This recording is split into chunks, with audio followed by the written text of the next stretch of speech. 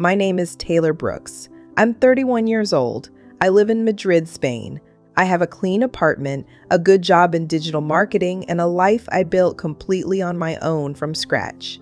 I send money home every single month. I co-signed a vacation property in Savannah that my parents use whenever they want. I covered my sister Dana's car note for 14 months straight. I paid my brother Marcus's dental bills last year without him even asking twice. I never said no, not once, not ever. And for a long time, I told myself that's just what family does. That's just love. That's just being there. I believed that. I really did. Until the night of December 31st, when I flew 9 hours across an ocean because my mom called me crying, saying she missed me, saying the holidays weren't the same without me, saying, "Please come home, Taylor, please. We need you here." So I came, 9 hours on a plane, a middle seat, no sleep. I landed in Atlanta at 6 in the evening with one suitcase and the kind of exhaustion that sits behind your eyes. I grabbed a rideshare from the airport. I watched the city lights blur past the window, and I thought, okay, this is gonna be good. This is gonna feel like home. I had not been back in 11 months. I missed my mom's laugh. I missed the smell of her kitchen. I was genuinely excited. That is the part that still stings the most when I look back on it now. I walked up to the front door of my parents' house, carrying my bag, still wearing my travel clothes, and my dad opened the door before I could even knock. He looked at me. He didn't hug me. He just stepped to the side and said, "Good, you're here. Come in. Dana and Marcus are leaving early tomorrow, and we need to talk about the kids." I walked inside. The house was loud. My sister Dana was there with her husband Greg and their 3 kids, all under age 7. My brother Marcus was there with his girlfriend Tanya and their 2 little ones. 5 kids total, running in every direction, screaming, knocking things over. My mom was at the stove. She turned around when she saw me and said, "Oh good, Taylor's here." She did not walk over. She did not hug me. She just turned back to the stove. I stood there in the middle of the living room with my bag still on my shoulder, and my dad said, "Sit down, we have something to tell you." And then he said it. Just like that, no warm-up, no thank you for flying 9 hours, no how was the flight, nothing.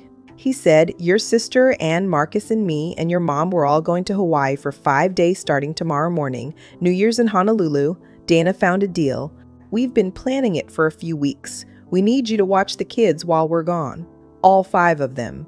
Here at the house. It'll be fine, you know, kids. It won't be a big deal." I didn't say anything. I just looked at him. And then Dana said it. She was sitting on the couch, not even looking up from her phone, and she said, "Yeah, and don't worry, kids, Aunt Taylor doesn't bite." Then Greg, her husband, laughed this dumb low laugh and said, "Just don't pee or poop on her, kids. She's flown a long way and the smell would be awful." And the whole room laughed. My mom laughed. My dad smiled. Marcus shook his head like it was the funniest thing he'd ever heard. And I stood there, 9 hours of travel on my body, a bag on my shoulder, and the full weight of what was happening pressing down on me all at once. They had called me home not because they missed me, not because of the holidays, not because of family. They had called me home because they needed a free babysitter for their vacation. A vacation I was probably going to end up paying for in some form or another, same as everything else. I felt something shift inside me, not rage, not tears, something quieter than both of those. Something that felt like the last thread of something very long finally snapping clean. I set my bag down on the floor. I looked at my dad.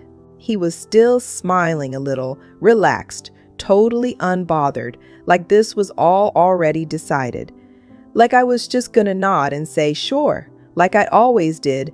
I opened my mouth. I said one sentence, just one, and my dad's face went white. I said, "I'm not doing it." That was it. 5 words. "I'm not doing it." I said it the same way you'd say, "Pass the salt," or "The weather looks nice." No attitude. No raised voice, no shaking, just flat, calm, and completely final. And the room went dead quiet. Not the kind of quiet where people are thinking, the kind of quiet where people stop breathing. My dad's smile disappeared so fast it was like it had never been there. His face went from relaxed to confused to pale, all in about 2 seconds. My mom turned away from the stove. She was holding a wooden spoon, and she just stood there with it mid-air, staring at me like I had said something in a language she didn't recognize. Dana finally looked up from her phone.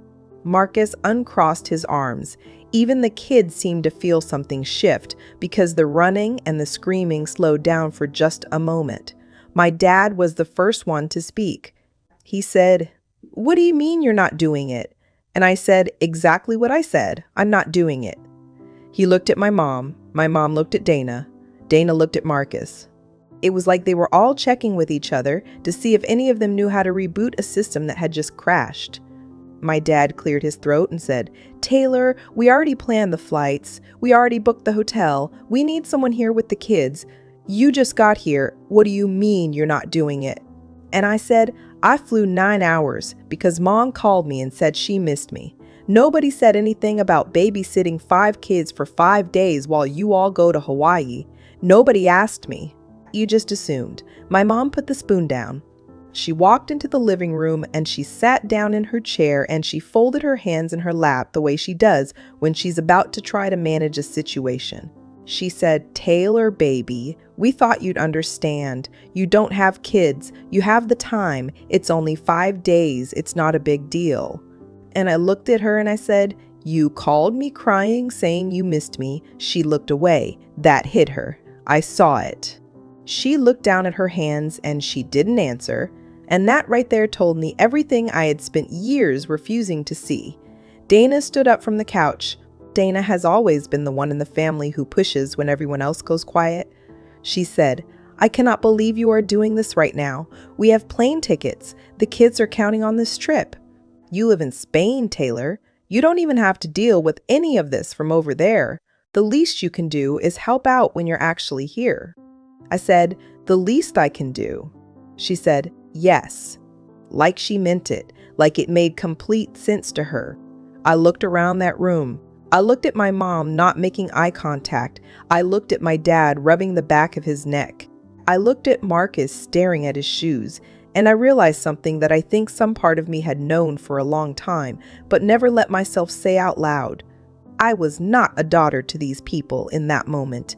I was not a sister. I was a resource. I was the one who always said yes, the one who always covered it. The one who could be called crying at midnight and would show up no matter what. And as long as I kept saying yes, they would keep asking. Not out of malice maybe, not because they hated me, but because I had trained them. I had spent years teaching them that there was no limit, that I would always absorb whatever they needed, that my time and my money and my exhaustion were just available on demand whenever they needed them. And the scariest part was how normal it felt to all of them. Greg was already back on his phone. Marcus's girlfriend Tanya was in the kitchen like this was just a minor delay in the evening's plans. Nobody in that room actually believed I was serious. Not yet. My dad tried one more time. He said, "Taylor, be reasonable. We leave tomorrow at 7 in the morning. We don't have another option." And I picked my bag up off the floor. I said, "Then you have tonight to figure one out." And I walked to the front door. My mom said my name once. Dana said something sharp behind me, and I opened the door and I walked out into the cold Atlanta night, and I did not look back. But I want you to understand something. That was not the end of it. That was just the beginning. I got a hotel room that night, a clean, quiet room that might 4 miles from my parents' house. I set my bag down, I took a shower, and I sat on the edge of the bed in the silence and I let myself feel all of it. Not the anger, not the embarrassment, just the truth. The full, unfiltered truth that I had been carefully avoiding for years. I pulled out my phone and I went through my bank records, not because I needed to remind myself, but because I needed to see it all in one place, all at once, laid out flat with no emotion attached to it. 14 months of Dana's car note, $11,000 toward the Savannah vacation property that my parents use, and I have never once stayed at. Marcus's dental work, My mom's medical copays from 2 years ago. The graduation party they threw for Dana's oldest kid that I funded entirely because they said they were short that month. I scrolled and I scrolled, and somewhere around midnight I stopped scrolling because the number I was looking at made my chest feel tight in a way that had nothing to do with grief and everything to do with clarity. I had given this family over $60,000 in 4 years, $60,000 in a co-signature on a property. And they called me home with fake tears so I could watch 5 kids while they went to Hawaii. I didn't cry. I want to be clear about that. I sat in that hotel room and I did not cry once. I just made decisions. Quiet ones. The kind you make when something in you is finally gone still. The first thing I did the next morning was call the bank. I removed my name from the automatic transfer I had set up for Dana's car note 3 months ago when she said she was going through a rough patch. Done. The second thing I did was call the mortgage servicer on the Savannah property, and I told them I needed to discuss my liability as a cosigner and what my options were for removing myself from the loan. They told me the process. I wrote it down. The third thing I did was book a flight back to Madrid, not in 5 days, not after the holidays. That afternoon, I was back at the airport by 2 o'clock. My phone had been going off since 7 in the morning. My dad called 4 times. My mom called 6 times. Dana sent me a voice message that was 3 minutes long, and I know it was 3 minutes long because I could see the little bar on the screen, but I never pressed play. Marcus texted me twice, short ones, no punctuation, the way he always texts when he's uncomfortable. I boarded my flight, I put my headphones on, and I flew back to Madrid.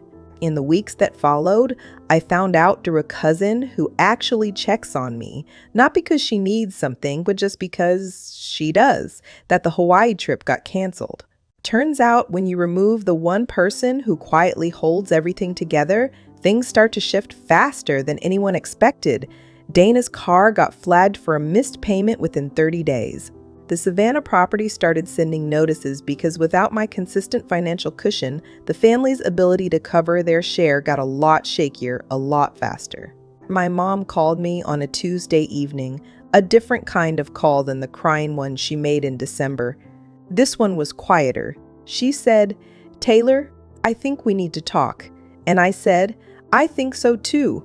But I said it calmly. I said it without venom, because I was not angry anymore. I want you to understand that. Anger is heavy, and I had already put it down. What I had instead was something better. I had a boundary, a real one.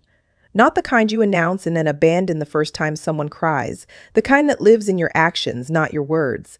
I told my mom I loved her. I told her I would always love her. But I told her that I would no longer be available as a financial solution or a backup plan or an emergency option. I told her that if she wanted a relationship with me, it was going to have to be a real one, not a transaction, not a convenience, a real one. She was quiet for a long time. And then she said, "I didn't realize." And I said, "I know." That's the part that hurt the most. I hung up the phone. I looked out my apartment window at Madrid at night, the lights, the streets, the city that had never once asked me for anything. And for the first time in a very long time, I felt like myself again. Some people will call what I did cold, but I call it survival. And I call it the best decision I ever made.